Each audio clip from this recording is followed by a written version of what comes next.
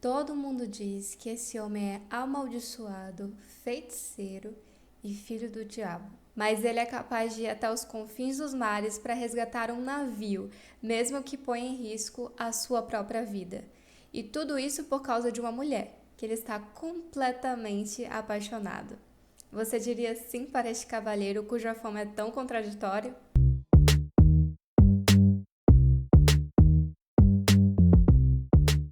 Oi, meu nome é Gisele, seja muito bem-vindo ao meu canal. Vamos falar sobre Os Trabalhadores do Mar, escrito por Victor Hugo. Essa minha versão foi traduzida pelo Machado de Assis, e eu confesso que eu não tenho coragem de reler esse livro, porque ele me fez debulhar em lágrimas. Só que eu precisava acordar cedo no outro dia. Eu terminei de ler à tarde e da noite.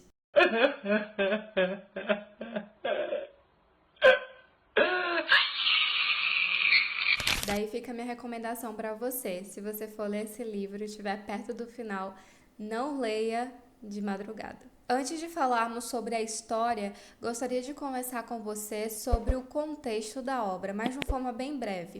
Esse livro ele foi publicado em 1866 pelo mesmo autor de Os Miseráveis e O Corcunda de Notre Dame. E uma curiosidade interessante é que Victor Hugo escreveu essa história quando ele estava exilado na ilha de Guernsey, que é onde acontece toda a trama dos Trabalhadores do Mar. O motivo do Victor Hugo ter sido exilado da França foi a sua oposição a Napoleão III e à ditadura imperial. Em Guernsey, ele escreveu Os Miseráveis, Os Trabalhadores do Mar e A Lenda dos Séculos. Em gratidão à ilha por ter sido seu lar, enquanto a França o havia rejeitado, Victor Hugo escreve a seguinte dedicatória no seu livro.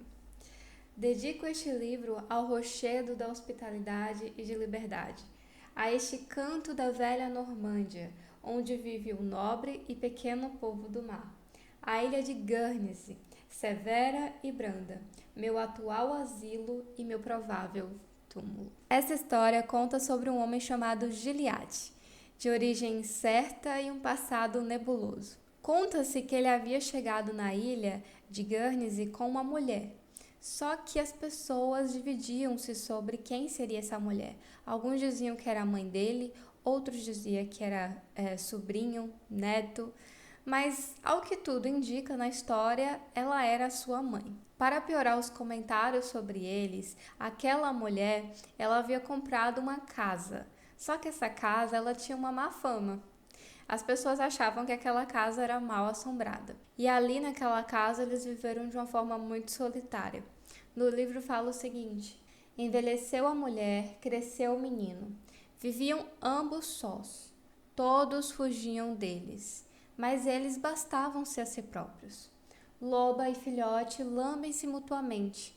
Foi esta uma das fórmulas que lhes aplicou a benevolência da vizinhança. A partir da morte da mãe, Gilliatt se tornou muito mais solitário. No livro diz que ele ficou mais perto das coisas e longe dos homens. A morte da mãe acabrunhou o filho. Era rústico, tornou-se feroz. Completou-se-lhe o deserto. Era isolamento, tornou-se vago. Quando há duas criaturas, a vida é possível. Havendo uma só, parece que nem se pode arrastá-la. Mas na história também diz que Gilliatt era moço, então a ferida foi mais fácil de cicatrizar.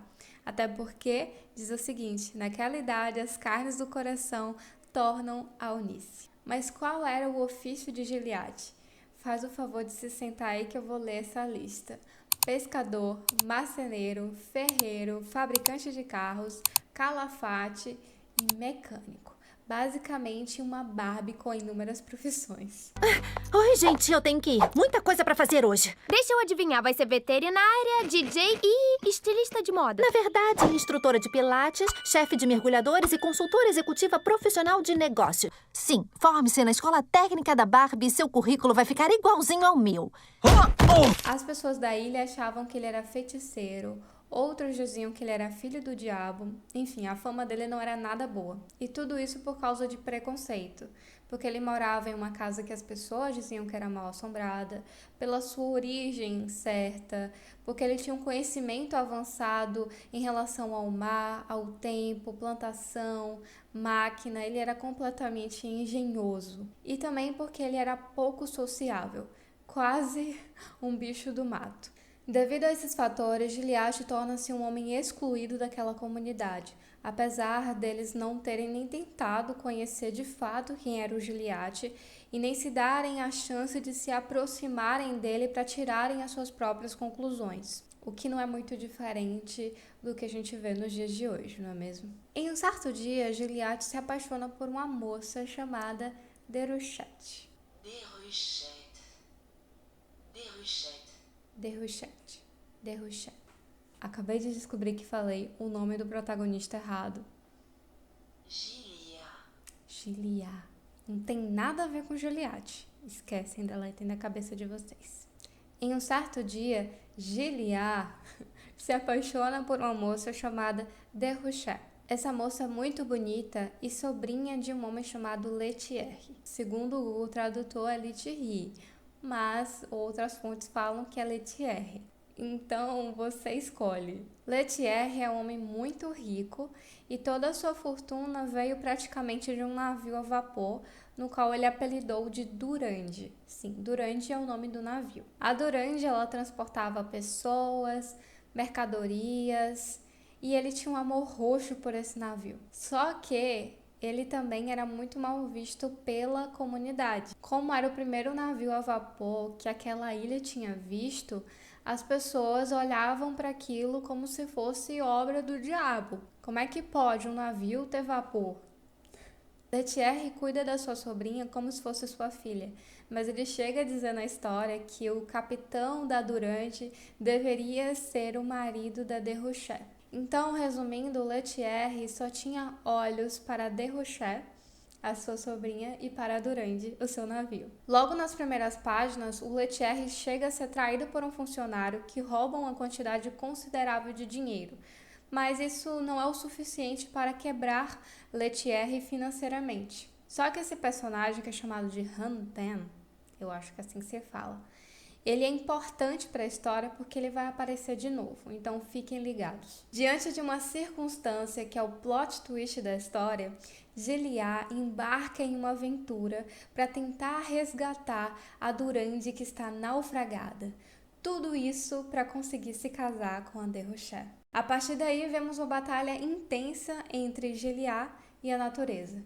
Será que um homem como ele, tão simples, mas engenhoso, inteligente, vai conseguir bater de frente com a natureza, bater de frente com a força e a imprevisibilidade do mar, do tempo e das criaturas que ali vivem?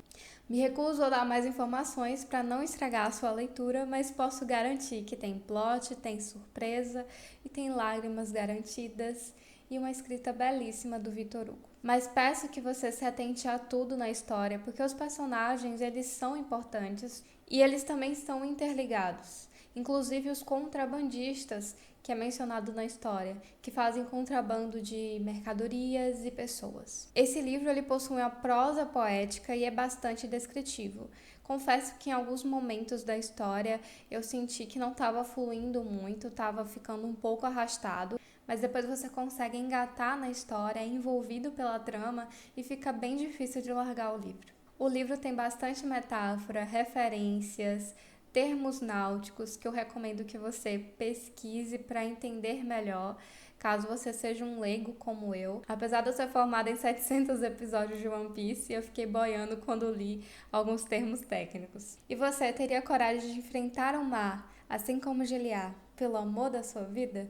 Recomendo que leia esse livro para saber se o Gilliatt ele fica junto com a Déruchette no final, se ele vai conseguir realmente vencer a natureza, saber qual que é o plot twist da história que vai te deixar boquiaberto e se apaixonar pela escrita poética e profunda do Victor Hugo. Se você gostou desse vídeo, te convido a deixar o like, se inscrever no canal, ativar o sininho para receber as próximas notificações e deixar o seu comentário aqui embaixo sobre o que você achou desse livro, caso você tenha lido, e se você ficou interessado em ler essa obra.